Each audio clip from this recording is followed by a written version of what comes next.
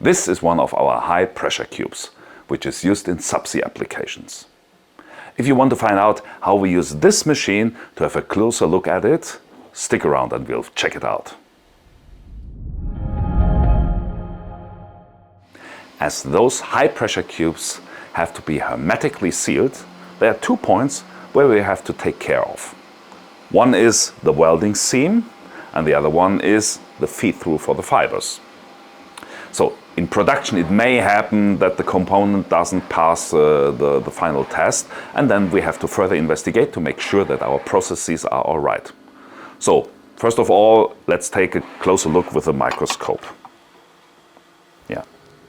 And as you can see, yeah, it's possible to see the outlet or to investigate the outlet and the inlet, but in reality I would like to see the feed-through itself.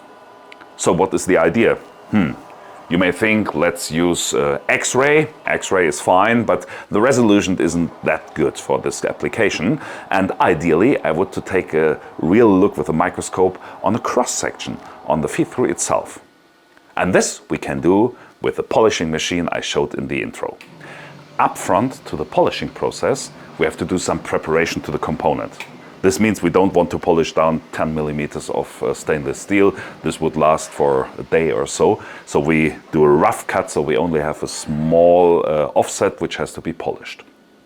In the next step here on the polishing machine, we have this swivel arm where we fix the components on the end of the arm, and down here there's a spinning wheel with the abrasive material. This means we have several grids, so we can really go to a high polishing level, and when the arm is swiveled down, it gets also a second motion which is more or less perpendicular to the spinning motion, so that we don't get any grooves in the material. So if the process is finished in the end, we have a really good cross-section where we can see all the details if we have a closer look to it under the microscope. I hope you learned something today. If so, please leave a comment or give us a like, and see you in one of the next videos.